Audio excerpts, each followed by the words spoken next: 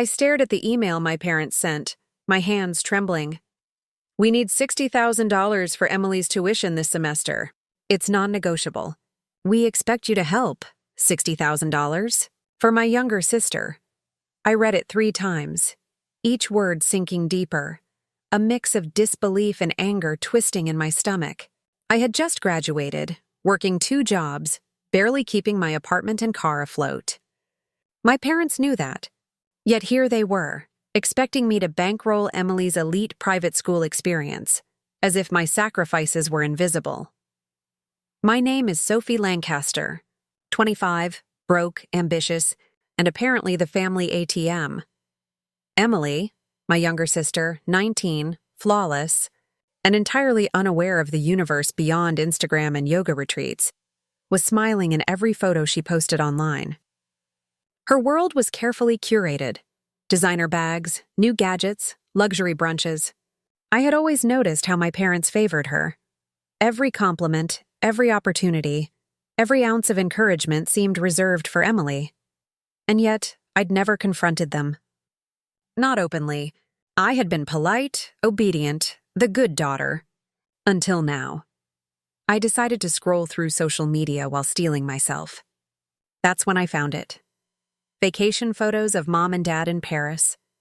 Eiffel Tower selfies.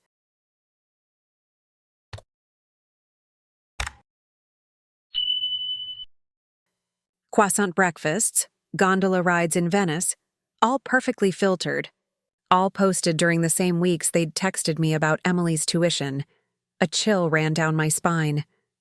The email had demanded $60K, a sum I didn't have, and yet they had spent thousands on themselves without hesitation. Each photo felt like a slap. My parents smiling in a hotel suite I couldn't dream of affording, while I had been scrimping and struggling. I closed the laptop and sat back, the betrayal settling in my chest like a stone. It wasn't just the money. It was the deception, the manipulation, the years of favoritism that had built a fragile house of lies. My sacrifices had been invisible. Emily's every whim had been indulged. And now, I was expected to fund the life my parents were already living without concern. A slow, simmering anger began to replace my shock.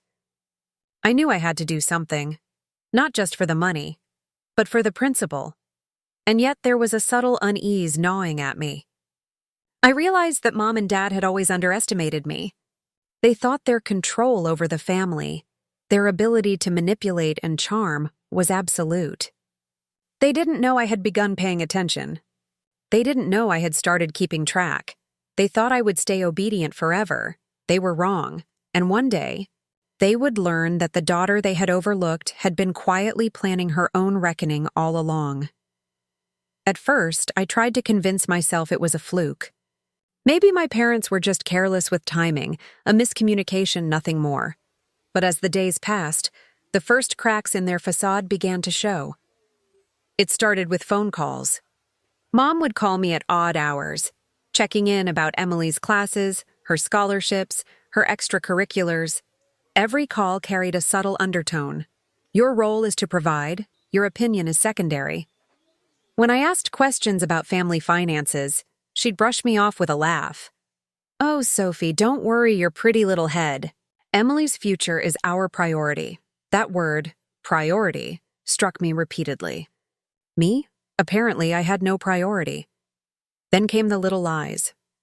My father told me they were tightening the budget this year, cutting back for everyone, and I adjusted my own savings to contribute to Emily's tuition. A week later, I scrolled through Instagram and saw them sipping champagne on a terrace in Nice.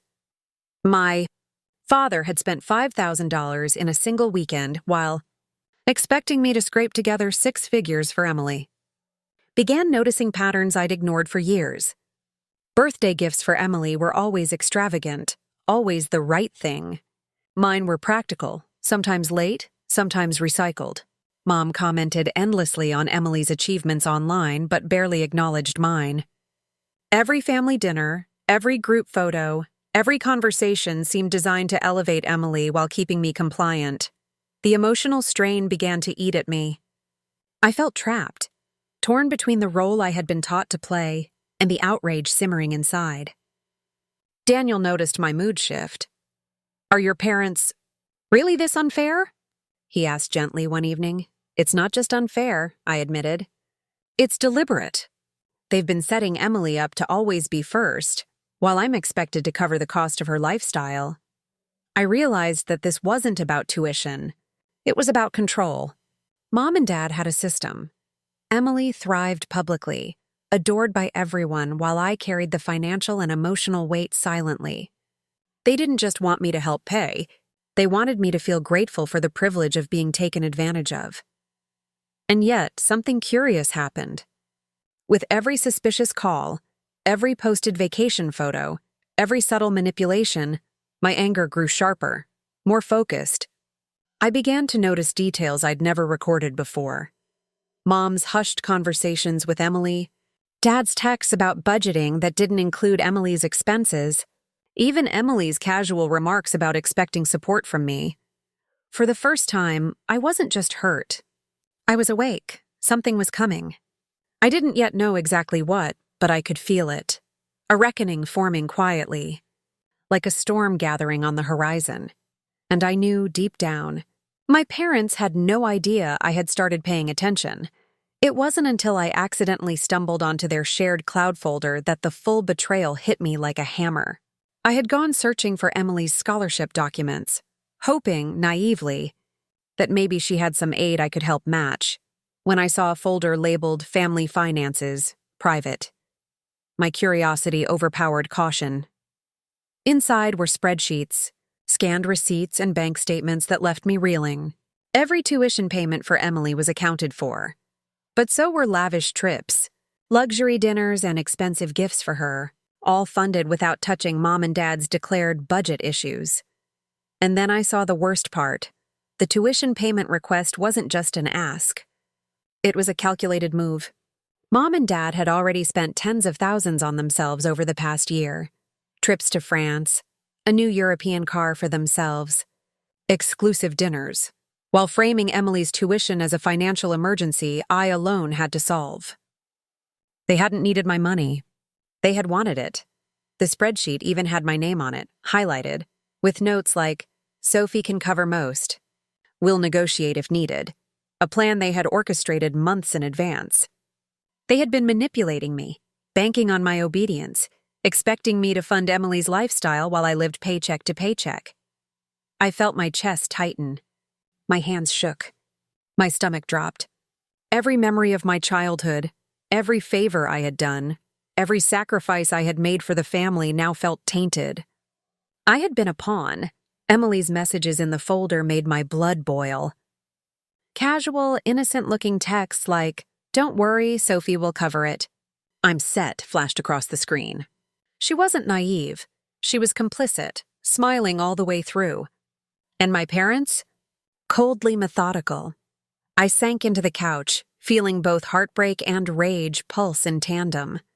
My own mother, the woman who had birthed me, had turned my compassion into her personal ATM. My sister, the one I had protected, taught and supported, had accepted it, never once thinking of fairness. I wanted to scream, to demand answers, to make them feel, even for a moment, the humiliation and betrayal that had hollowed me out. But I stopped myself. Hurried actions, fueled only by anger, would ruin the one advantage I still had: clarity. Instead, I closed the laptop and sat in silence, letting the reality sink in. My parents had believed me predictable. Emily had believed me blind. They thought they had already won, and that was when I realized something important. I hadn't lost. I had been given everything I needed to strike back: proof, awareness, and the knowledge that their control over me had always been an illusion. They had underestimated me, and when I acted, I would make sure they never underestimated me again. For days, I walked around my apartment in a daze, the betrayal replaying over and over in my mind. Every Paris selfie, every Venice gondola shot, every casual text from Emily gloating about my expected payment, it all felt like a knife twisting in my chest. I had always trusted my parents, had always believed in family loyalty. Now that trust lay shattered at my feet, but grief and anger alone wouldn't change anything. Sitting there, staring at my laptop filled with proof, I realized something critical. They only had power because I gave it to them. Every dollar I had planned to send, every excuse I had made for their favoritism, every silent moment of compliance had been permission. And I had given it willingly, out of love, not anymore. That night, I made a decision. I wouldn't just react, I would reclaim. I wouldn't let their manipulation define me or my life. This wasn't about revenge in the petty sense. It was about justice, about taking back what they tried to steal from me. My dignity, my voice, my boundaries. I started small. I organized every piece of evidence into folders: emails, texts, bank statements, receipts. Each file became a weapon of truth. I wrote notes connecting their deception over the years, documenting the subtle favoritism and emotional manipulation that had kept me compliant. My heartbreak transformed into a meticulous plan, one that required patience and precision. Then came the trigger moment, the one that crystallized my resolve. I was scrolling through Emily's social media when I noticed her newest post. Her standing next to the whiteboard my parents had bought for her study corner, captioned, "Thanks to Sophie for helping me chase my dreams." Something inside me snapped. The casual arrogance, the assumption of entitlement, the audacity to credit me as if I were complicit. It lit a fire I could no longer ignore. I clenched my fists and whispered to myself, "They think they can manipulate me forever." They are wrong. From that moment, the transformation was complete. My grief hardened into clarity. My anger sharpened into strategy. I wasn't just hurt. I was focused. Every interaction with my family, every decision I made, would be calculated. Every move would be a step toward reclaiming my life, my finances, and my respect. No more silent compliance. No more invisible sacrifices. No more blind trust. Mom and Dad thought they had built a world I couldn't disrupt. Emily thought she could coast on my obedience. They didn't know I had started paying attention, and they had no idea what was coming. Revenge, I decided, wouldn't be loud or messy. It would be methodical. Paperwork and patience instead of drama and shouting. I turned my heartbreak into a checklist and started working like someone building a case against people who assumed their lies were invisible. Step 1. Secure the files. I copied the cloud folder to an external drive and backed it up in 3 places: spreadsheets, bank statements, screenshots of holiday photos, and the highlighted cell that called my name negotiable. Everything. I printed the most damning pages and placed them in a folder labeled simply evidence. Having it physically changed something in me. It was real now, not just a simmering suspicion. Step 2. Trace the money. Using small favors I'd done for a local accountant, one logo project I'd bartered for coffee, I got help following transfers. It was subtle work, matching dates from the spreadsheets to card receipts, spotting the weekend charges in Nice, the hotel reservations, and the restaurant tabs. The pattern screamed the truth. Their vacations and indulgences were real, and Emily's emergency had been manufactured. Step 3. Collect corroboration. I messaged relatives and a few long-trusted family friends, careful with my tone. I didn't beg or accuse. I asked if anyone remembered odd conversations or unusual gifts. 2 relatives replied with memories of Mom managing registry gifts, and a neighbor confirmed seeing Emily drive the expensive car that supposedly belonged to our in-laws. I saved their messages and convinced one to write a short, dated note, a small but solid witness. Step 4. Set the bait. If they thought I'd stay meek, I wanted to watch them slip up. I wrote a polite message to my parents, practical and grateful sounding, asking for scanned receipts of tuition payments so I could get my records straight. Predictably, Mom replied with a flurry of reassuring texts and, in her haste, forwarded a draft email meant for Emily that casually mentioned a reimbursement plan and briefed Emily on what to say if I asked. It was arrogant and careless. I screenshot it. Step 5. Line up authority. I contacted a consumer journalist I'd admired via a discreet DM and an attorney who specialized in family financial disputes. Both agreed to review the packet if I could assemble a clean timeline and auditable proof. That meant cleaning up my files, dates, annotated notes, and witness statements, and preparing a calm, uncompromising narrative. Through it all, Mom and Dad strutted on. They bragged about their trip, posted more photos, and complimented Emily publicly. Their confidence was nearly cartoonish. Emily continued to tag posts thanking family support and to post pictures in the new study corner, proof of their complacency. Every careless message they sent, every public display of generosity, every smug caption was a piece of rope they didn't realize they'd woven around themselves. I kept my mouth shut, my documents organized, and my plan tight. The trap was almost invisible, the perfect kind, because when it snapped, it would look less like malice and more like inevitable truth. I mailed the first sealed envelope that night, copies to the attorney, the journalist, and one addressed to the family home with no return address. The calendar on my wall had a date circled.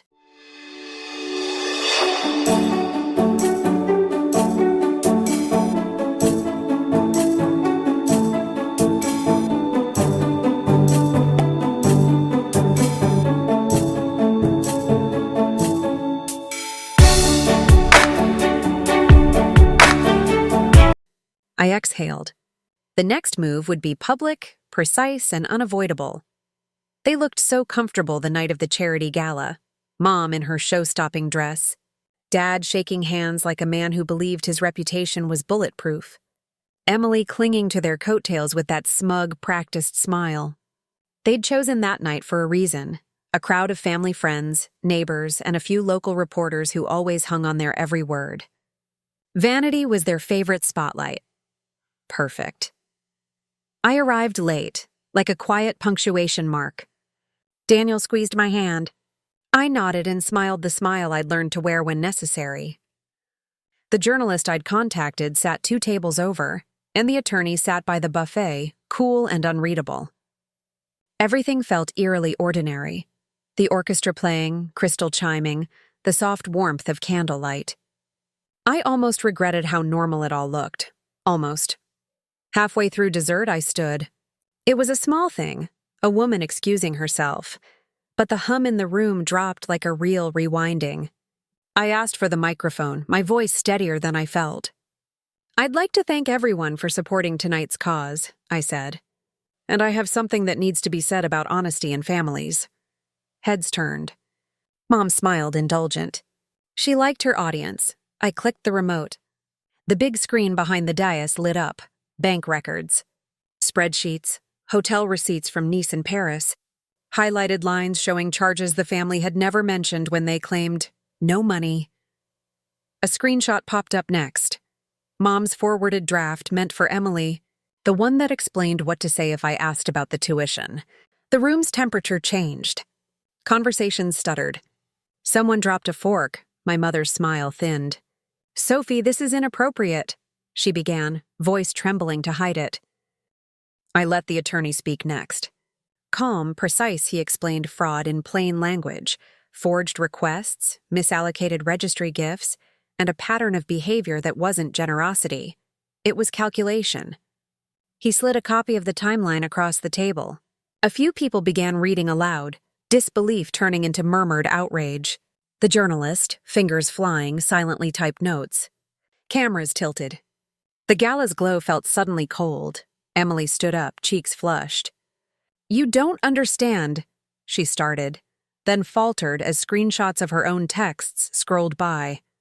"Don't worry, Sophie will handle it," and receipts showing her driving the new car the week before. The smugness dissolved into something raw and exposed. People whispered. A few guests publicly excused themselves. Others approached us with offers to help me talk to a mediator. Daniel's parents, who'd been close to my family, looked stricken and apologetic. Mom began to sob, but it was a thin, performative sound that no one bought. Dad's face crumpled in a way that made him finally look small.